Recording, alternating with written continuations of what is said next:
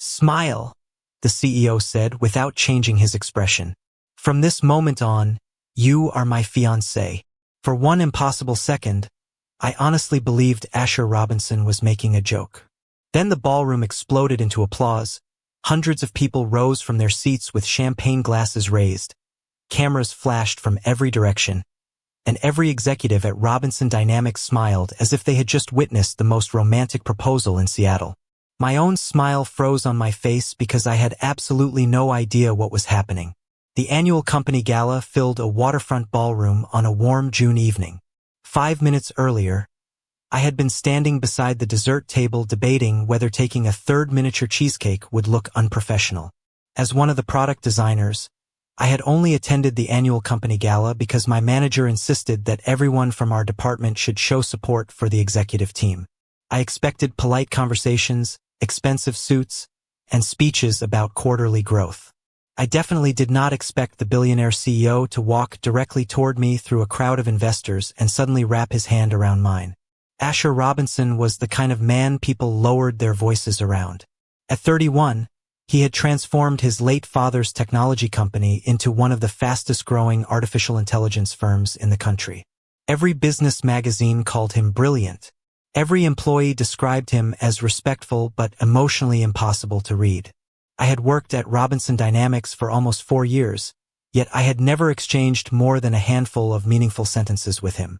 He knew my name because I had led a successful product redesign the previous winter. That was the extent of our relationship, or so I believed. As the applause continued, Asher gently squeezed my hand just enough for me to look at him. His expression remained calm, almost perfectly composed, but his blue eyes carried something I had never seen before. They were asking for help. Not demanding, not ordering, asking. Leaning closer so only I could hear, he whispered, "Please trust me for 5 minutes." Before I could respond, a television reporter stepped in front of us with a microphone. Questions flew through the air. How long had we been together? When had we gotten engaged? Was this why Asher had been smiling more during the last few months? Every answer came effortlessly from him. He spoke as though our relationship had existed for years. He remembered imaginary vacations, invented coffee dates, and even laughed about a fictional argument over which neighborhood we should someday live in. Listening to him felt surreal because every fabricated memory sounded oddly believable. The audience adored it. Investors applauded again. Members of the board exchanged relieved glances. Even my coworkers looked genuinely happy for us. I played along because interrupting him in front of hundreds of guests would have created a disaster neither of us could control. Somehow, I found myself smiling, nodding, and answering questions as though I had rehearsed this performance my entire life. Nearly an hour later, after photographs, congratulations, and countless handshakes finally ended, Asher quietly guided me through a private hallway behind the ballroom. The cheerful noise faded until only the sound of our footsteps remained. He released my hand for the first time that evening, took a slow breath, and looked directly into my eyes. The confidence that had carried him through the gala disappeared almost instantly. "I owe you an explanation," he said softly. Then he reached into the inside pocket of his tuxedo, pulled out a sealed envelope with my name already written across the front, and added words that made my heart stop. "If you walk away after reading this, everything I have spent my life building will be gone." My hands refused to move for several long seconds. The envelope felt strangely heavy even though it contained only a few sheets of paper. Asher waited without rushing me, standing in the quiet hallway while the distant music from the ballroom echoed through the walls. When I finally opened it, I expected a legal contract or some carefully prepared speech. Instead, the first page contained a confidential briefing from the company's legal team. A major investment group was prepared to commit hundreds of millions of dollars to Robinson Dynamics within the next month, but only if they believed the company's leadership would remain stable for years to come. Since Asher's father had passed away less than a year earlier, rumors had spread throughout the business community that Asher planned to sell the company and walk away. The board had spent months trying to calm those concerns, but nothing had worked. Then I reached the final page and found a simple sentence written in Asher's own handwriting.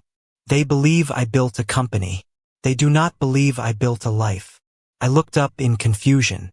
Asher quietly explained that several influential board members believed a committed relationship would demonstrate long-term stability, making investors far more willing to trust the company's future. He admitted they had suggested introducing a fictional partner for public appearances, but he had rejected every manufactured plan because he refused to involve someone who knew nothing about the consequences. The board warned me earlier today that the lead investor might question my personal plans tonight, he said honestly. I had the legal team prepare a contingency proposal, but I intended to speak with you privately and give you the choice before anything happened. When the investor confronted me in the ballroom, I panicked and used the plan before I had your permission. I stared at him, unable to decide whether the explanation made the evening seem more reasonable or even more unbelievable. Why me? I finally asked. Asher answered without hesitation. Because I trust you. That response surprised me far more than the proposal itself. We barely knew each other.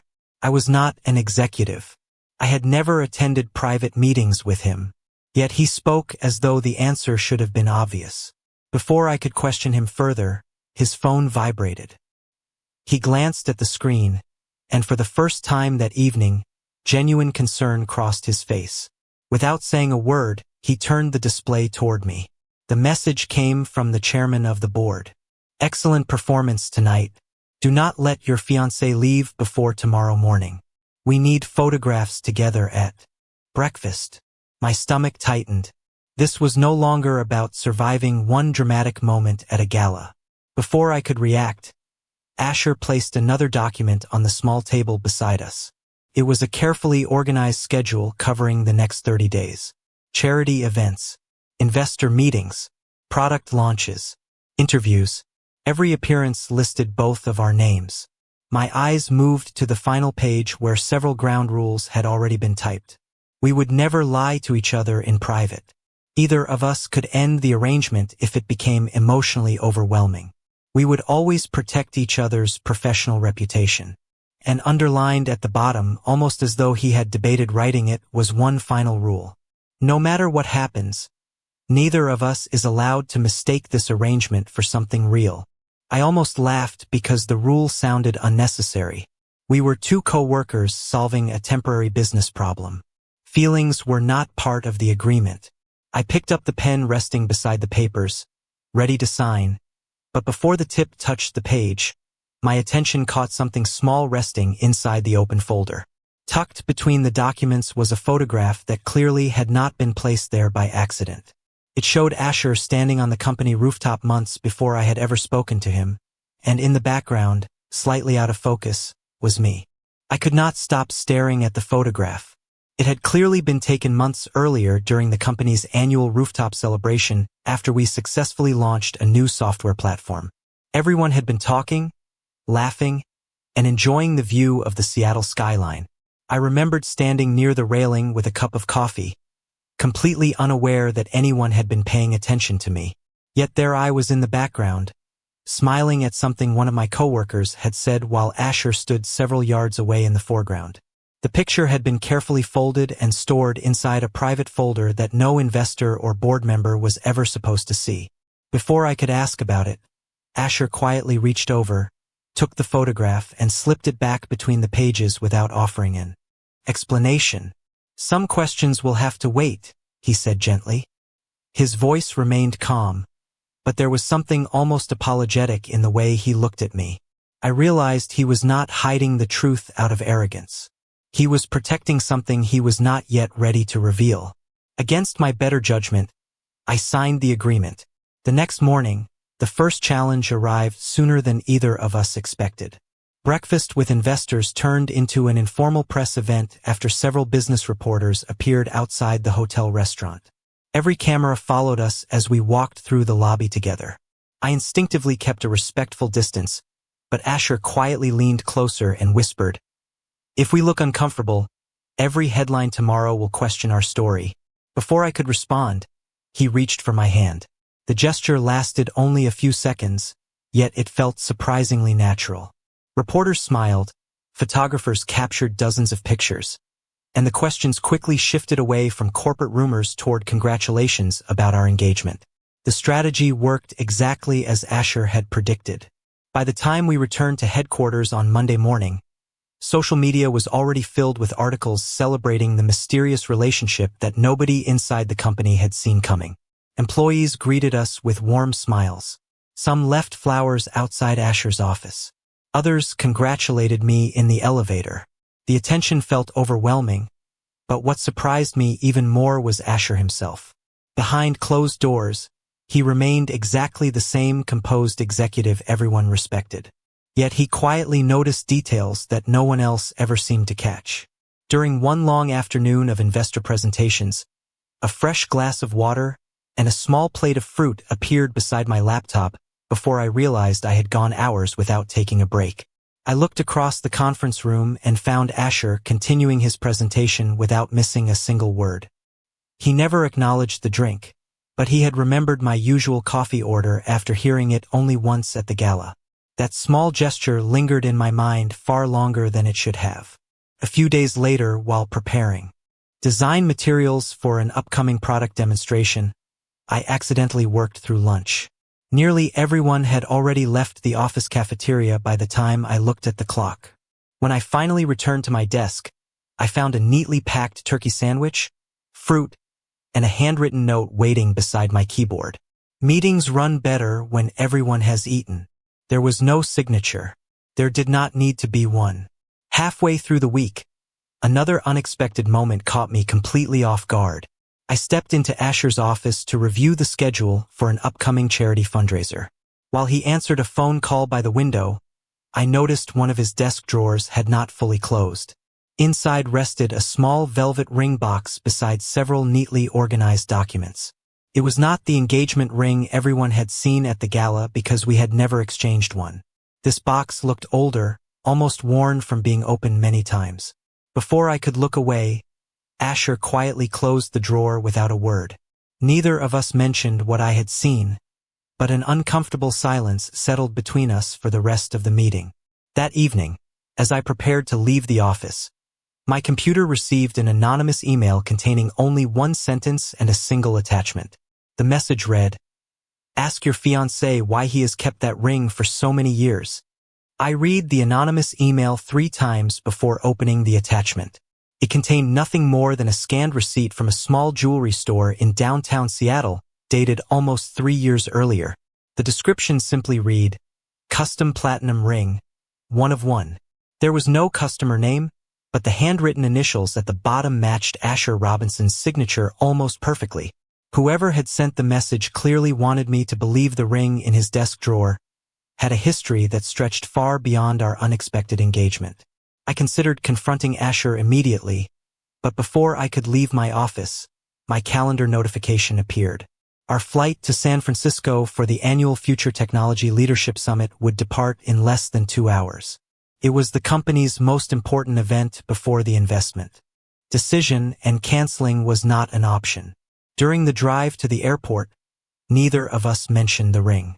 Instead, Asher reviewed presentation notes while I organized product demonstration materials. The silence between us felt different than before. It was no longer uncomfortable because we barely knew each other. Now it was filled with questions that both of us seemed determined to postpone.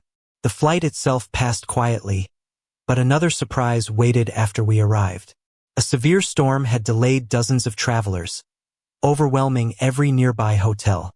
By the time our assistant finished speaking with the front desk manager, only one executive suite remained available. She apologized repeatedly, explaining that every other room within several miles had already been booked. Asher looked at me before answering. "We will make it work." His calm tone somehow made the awkward situation feel less dramatic than it actually was. The suite turned out to be spacious enough for 2 separate sleeping areas divided by a large sitting room, giving each of us privacy while allowing us to maintain the appearance expected from the public. After setting down our luggage, Asher walked to the window overlooking the city and quietly thanked me for adapting to circumstances that neither of us had planned. His sincerity caught me off guard. This arrangement had begun as a business necessity, yet he never treated me like an employee following instructions. He treated me like an equal partner whose comfort genuinely mattered. Later that evening, the summit hosted a networking reception attended by executives, journalists, and investors from across the country. We spent hours greeting guests, discussing innovation, and answering endless questions about both the company and our supposed engagement. At one point, an older investor smiled warmly and asked Asher what had convinced him to settle down after years of avoiding the spotlight.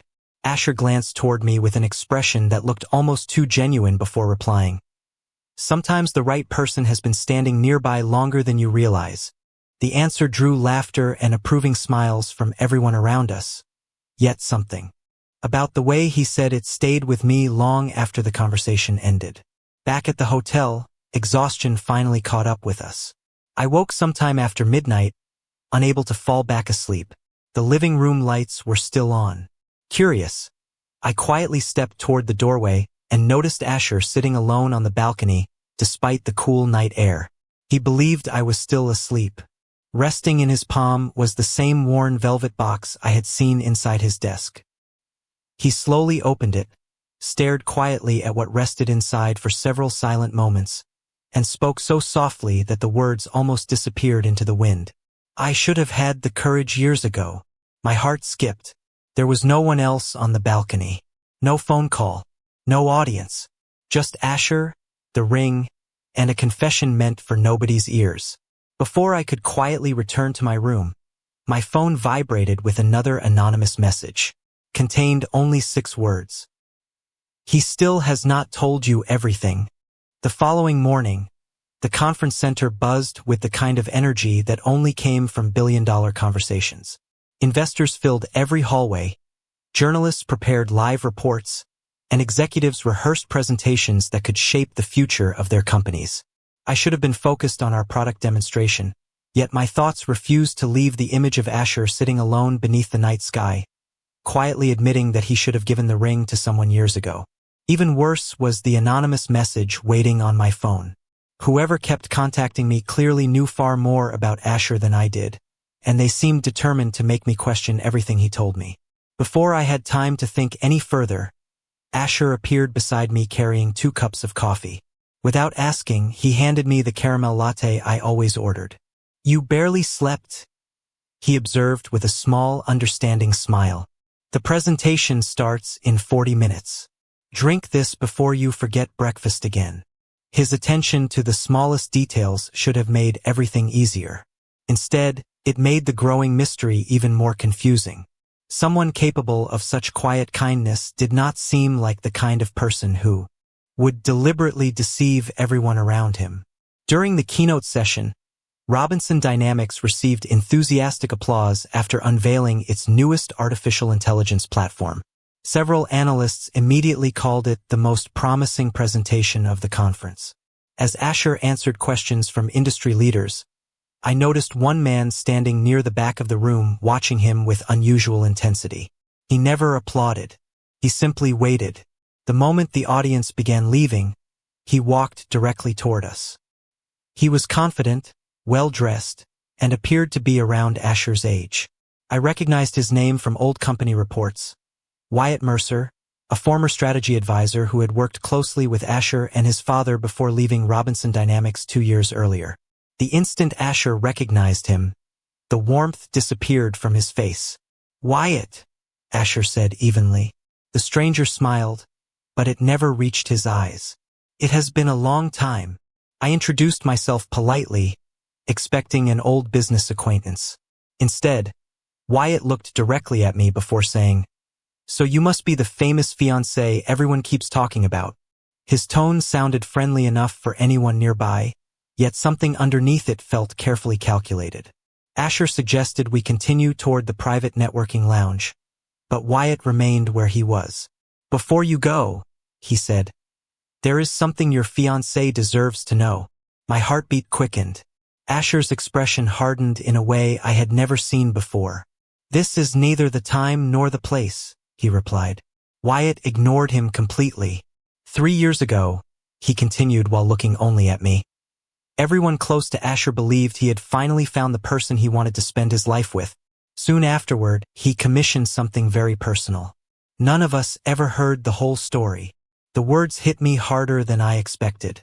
Asher did not deny that part of the story. Instead, he quietly asked Wyatt to stop. That silence felt louder than any argument could have been. Around us, several investors slowed their conversations, sensing tension without understanding the reason. Wyatt lowered his voice, just enough to keep the exchange private while ensuring I heard every word. "You think this engagement happened because of business," he said. "Maybe that is what Asher wants everyone to believe." He reached into the inside pocket of his jacket and removed a folded photograph. Before handing it to me, he added one final sentence that sent a chill through me. "Ask him why everyone believed the man in this picture was the reason everything changed." Asher immediately stepped forward, but not to take the photograph away. Instead, he looked directly into my eyes and quietly said, "Logan, whatever you are about to hear, promise me you will let me explain first." My eyes remained fixed on the photograph Wyatt had placed in my hands. It showed Asher standing beside another young man outside a small waterfront cafe. They were smiling naturally, the kind of relaxed smile that appeared only when people completely trusted each other. There was no date printed on the picture, no explanation, no evidence of what had happened afterward. Before I could ask a single question, Wyatt quietly folded his arms and said, "You deserve to know that your engagement is not the first promise Asher has made." The words settled heavily between us. I looked toward Asher, expecting anger or frustration, but instead I found something far more unsettling: regret. He slowly exhaled before speaking. "Everything Wyatt has said is technically true," he admitted, "but it is missing the part that actually matters." Wyatt gave a short, skeptical laugh. "I never claimed I knew the whole truth," Wyatt admitted. "I believed the same story everyone else inside the company believed." "Then tell him. Tell Logan why the ring stayed hidden for 3 years." Several executives were beginning to notice the conversation, so Asher calmly suggested moving to a private conference room. Wyatt surprisingly agreed without argument. Once the door closed behind us, silence filled the room for several long seconds. Asher looked directly at me instead of at Wyatt. "The man in that photograph is named Anthony," he began. "He was one of my closest friends after college. People assumed we were dating because we spent so much time together. But we were not." Wyatt immediately interrupted. "Then tell him about the ring." Asher's expression tightened. "The ring was commissioned during that same period, but it was never meant for Anthony. I am not ready to explain who it was meant for. Not because I want to deceive you, Logan, but because the truth involves you, and you deserve to hear it from me when we are alone." Wyatt gave a short, skeptical laugh. "You have been using that excuse for years." Asher nodded quietly. "I have, and that failure belongs to me." Wyatt shook his head. "You are leaving out one important detail," he said. "You spent years pretending that work mattered more than people." Asher nodded quietly. "I did." There was no attempt to defend himself. No excuses. Only honest acceptance. That unexpected humility made it difficult to see him as the cold executive described by business magazines. Halfway through the conversation, my phone vibrated again. Another anonymous message had arrived. This time there was no photograph, no accusation, only a single sentence. "Ask Wyatt why he never wanted Asher to move on." My eyes lifted from the screen to Wyatt. For the first time since we met, his confident expression faltered. The change lasted only a heartbeat, but I noticed it. So did Asher. Neither of us mentioned the message aloud. Instead, I quietly slipped my phone back into my pocket and allowed the discussion to continue. By the time we returned to the conference hall, the afternoon presentations were already beginning. Although Asher delivered his keynote flawlessly, the easy rhythm that had existed between us during the previous week was gone.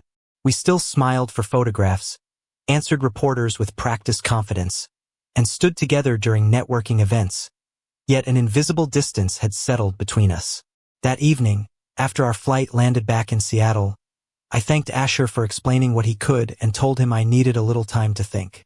He respected my decision without trying to persuade me otherwise.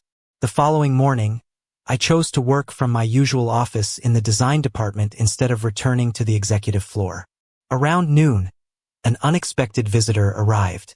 At my desk, it was Mia Lawson, the retired executive assistant who had worked beside Asher's father for more than 25 years. She placed a small sealed envelope on my keyboard and smiled kindly. "Asher wrote your name on this envelope years before the gala," she said softly. "Asher asked me to keep it and give it to you only if his silence ever began hurting you more than the truth would." Mia waited until I closed the door to the small project room beside my desk before encouraging me to open the envelope. Her expression carried the quiet confidence of someone who had protected important secrets for many years. Inside, I found a folded note written entirely in Asher's handwriting. There was no date, no greeting, and no signature at the bottom. The first sentence immediately caught my attention. "If you are reading this, it means I waited too long again." My heart began racing as I continued. Asher explained that shortly after I joined Robinson Dynamics, he had noticed the way I treated everyone around me with the same kindness regardless of their position. He described the afternoon I stayed late to help a new intern recover an unfinished design presentation even though nobody had asked me to. He remembered seeing me bring coffee to the overnight security team during a winter snowstorm because they could not leave the building. Then came the sentence that made me stop breathing for a moment. The rooftop photograph was never about me being in the foreground. It was about finally admitting to myself that I could not stop looking for you in every crowded room. I slowly lowered the letter, unable to believe what I had just read. Mia smiled gently. "That photograph stayed inside his desk long before anyone ever mentioned investors or engagements," she said. "He asked me several times whether it would be inappropriate for a chief executive officer to ask someone from another department to dinner. Every single time, he decided not to because he worried people would question your career instead of your talent." That explanation changed everything I thought I knew. The fake engagement had not created feelings between us. It had simply forced hidden feelings into the open. Halfway through our conversation, Mia quietly revealed one final detail. The custom ring had indeed been ordered 3 years earlier, but it had never been sized for Anthony. She unfolded the original jewelry receipt that Asher had accidentally left inside the old file years earlier. The order described a custom platinum ring but listed it as intentionally unfinished and unsized. Mia explained that Asher had never completed it because he had never found the courage to ask the person it was meant for. Only after our arrangement began did he return to the jeweler and have it prepared, hoping that one day he might finally ask me honestly. Suddenly, every anonymous message, every accusation, and every carefully chosen half-truth began falling apart. Wyatt had never technically lied, but he had intentionally left out the most important facts. Before I could fully process everything, my phone rang. It was Asher. His voice sounded calm as always, but beneath that composure I could hear unmistakable nervousness. "The board has moved the final investment meeting to tomorrow morning," he said. "I know you probably need more time, but there is something I should have told you before any of this started. Would you meet me tonight at the rooftop garden?" I agreed without hesitation. Hours later, the Seattle skyline glowed beneath a clear summer evening as I stepped onto the rooftop where so many unanswered questions had quietly begun. Asher was already there, standing near the railing with the familiar velvet ring box resting in his hand. He did not open it immediately. Instead, he looked directly into my eyes with a vulnerability I had never seen before. "Our engagement started with a lie," he said softly. "What I felt for you began long before that. I do not want the next words to be another one." He slowly opened the box, revealing the same platinum ring, then took a careful breath before adding, "Before I tell you who this ring has always belonged to, there is one truth you deserve to hear first." The rooftop garden was completely silent except for the distant sounds of Seattle traffic drifting through the warm evening air.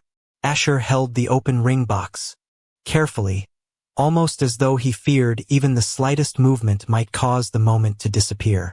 He looked down at the ring for a brief second before meeting my eyes again. "This ring was never meant for Anthony," he said quietly. I told myself that story because it was easier than admitting the truth. I remained still, allowing him to continue at his own pace. For the first time since our unexpected engagement began, Asher was no longer speaking like a chief executive officer addressing investors. He was simply a man trying to explain years of silence. 3 years ago, he continued, I noticed someone in the design department who never realized people were watching him. He stayed late to help coworkers receive credit they deserved. He thanked janitors by name. He celebrated other people's success more enthusiastically than his own. Every time I convinced myself I should introduce myself outside of work, I found another reason to wait. He gave a small, self-conscious smile. Eventually, waiting became a habit. My mind replayed dozens of ordinary moments that suddenly no longer seemed ordinary. The unexpected coffee, the handwritten notes, the rooftop photograph, the careful way he always remembered details that even my closest coworkers overlooked. None of it had started after the gala. It had simply become impossible to hide afterward. Before I could answer, my phone vibrated once again. Another anonymous message appeared. This time it contained no accusation at all. Instead, it included a screenshot of tomorrow's meeting agenda with one sentence highlighted in red. The board will ask whether your engagement is genuine. I silently showed the message to Asher. He read it without surprise. I expected that, he admitted. Someone has been trying to force this arrangement to collapse from the beginning. He closed the ring box and slipped it back into his pocket. Tomorrow I am ending the lie, regardless of what it costs the company. Those words caught me completely off guard. For weeks, everything had revolved around protecting the investment and preserving confidence in Robinson Dynamics. Yet now Asher sounded willing to risk everything. The following morning, the executive boardroom filled with investors, directors, financial advisors, and legal representatives. Every major decision affecting the company's future would be made before noon. The atmosphere remained professional, but everyone sensed that something unusual was about to happen.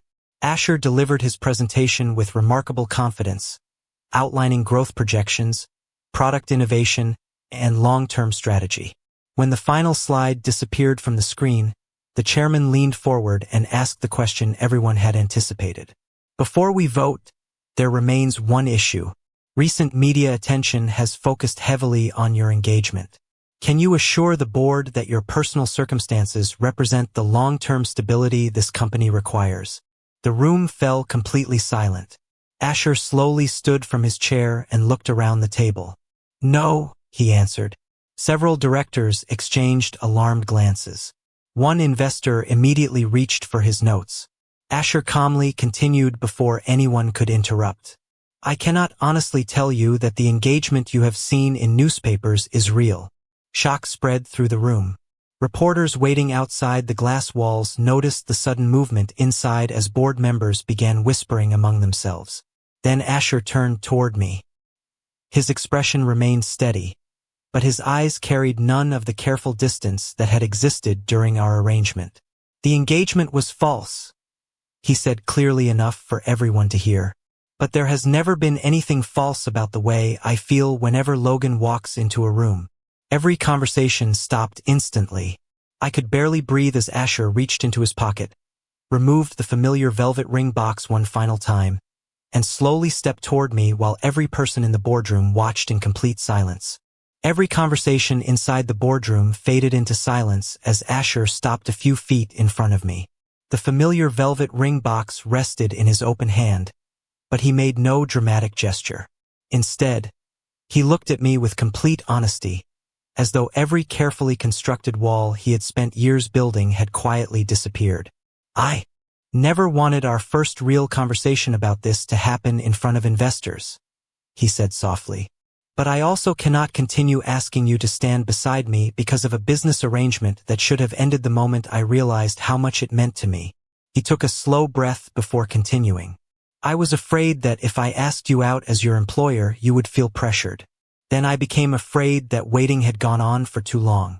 When the gala forced me to choose between another excuse and the truth, I made the wrong choice for the right reason. I chose a lie because I was terrified of hearing the answer to an honest question. Nobody interrupted him. The directors who had spent years negotiating billion-dollar agreements simply watched as one man admitted something far more difficult than any financial risk. Asher opened the ring box once more. "I did not commission this ring because I expected you to marry me," he said. "I commissioned it because I needed one honest reminder that what I felt was real, even if I never found the courage to tell you." Over time, it became a promise I kept postponing. My eyes met his, and although an entire boardroom was watching, there were no rehearsed smiles and no agreement telling us what to say. For the first time since the gala, the words between us belonged only to us. I smiled through the emotion rising in my chest. "You finally asked," I said. Then I held out my hand. "And yes, I want it, but only if we begin again honestly without contracts or performances. If it does not fit, we can have it adjusted," he said with a nervous smile. I never wanted to pretend I knew something I had never earned the right to ask. A gentle laugh spread across the room as the tension dissolved almost instantly. Asher slipped the ring onto my finger with hands that were noticeably less steady than his voice had been. Applause slowly filled the boardroom, not because of a staged announcement, but because everyone understood they had just witnessed something genuine. Even the chairman smiled before clearing his throat. "Well," he said with quiet amusement, "that was certainly more honest than most board meetings." The atmosphere shifted completely. One of the lead investors stood and explained that stability had never depended on a photograph or a headline. It depended on whether people trusted the person leading the company. The lead investor acknowledged that Asher's public deception had been a serious mistake, but also recognized his decision to correct it before the vote. He made clear that the final decision would rest on the company's fundamentals rather than Asher's relationship status. The investors requested a private recess to review the company's financial position without considering Asher's personal life. Nearly an hour later, they returned and approved the investment unanimously, explaining that Robinson Dynamics had earned their confidence through its performance, leadership team, and long-term strategy, not through a staged relationship. As people congratulated us, Wyatt quietly approached. Wyatt stopped a few feet away before speaking again. "There is one more thing I owe both of you," he admitted quietly. "I sent every anonymous message. I used old contacts inside the company to obtain the meeting agenda," he continued quietly. "That was an abuse of trust, and I have already told the board exactly who helped me." I stared at him in disbelief. Wyatt lowered his eyes. "I never wanted to destroy either of you. I thought Asher would keep hiding forever unless someone forced every secret into the open. I chose the wrong way to do it." For several seconds, neither of us spoke.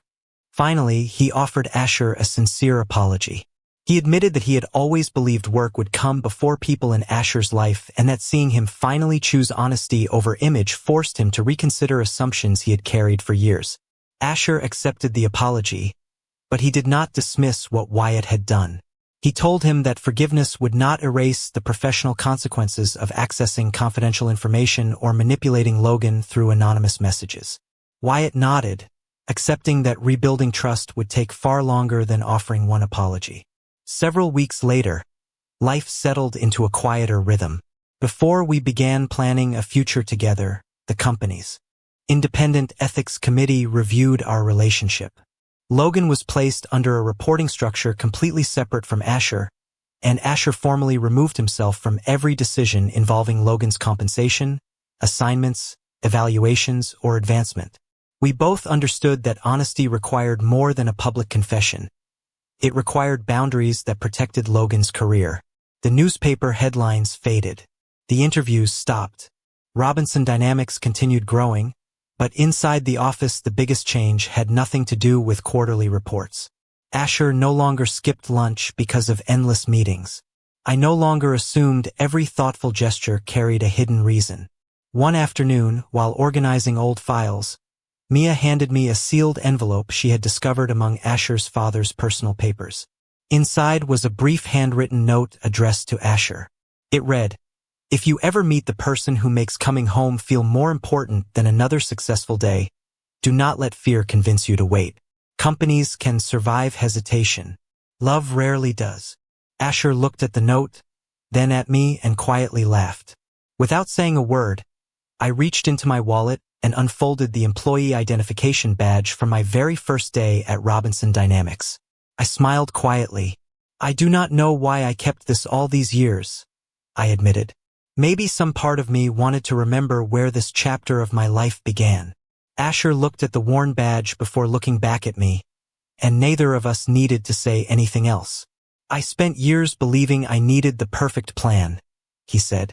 It turns out I only needed enough courage to tell the truth. As we left the office together beneath the warm Seattle sunset, I realized the strange engagement that had begun as a performance had never truly saved a company. Looking back, neither of us had known how to reach for love honestly. We had simply been walking toward the same future from opposite directions, only realizing at the very end that we had been quietly choosing each other long before either of us found the courage to say it aloud. Closing reflection. Perhaps the most meaningful moments in life rarely arrive according to our carefully prepared plans. Sometimes fear convinces us that waiting is safer than speaking, or that protecting ourselves is wiser than risking disappointment. Yet stories like this gently remind us that honesty often creates possibilities that careful silence never can. There are moments when courage is not found in dramatic actions, but in quiet conversations, sincere apologies, and the willingness to let someone see who we really are. Maybe genuine trust grows not because every step is perfect, but because people choose truth even when the outcome is uncertain. Long after success, recognition, and achievements fade into memory, it is often those simple acts of kindness, patience, and vulnerability that continue to shape the lives we remember most warmly. If you found yourself in Asher or Logan's situation, what choice do you think would have been the hardest to make? What part of their journey stayed with you the longest, and how might you have handled the same moment differently?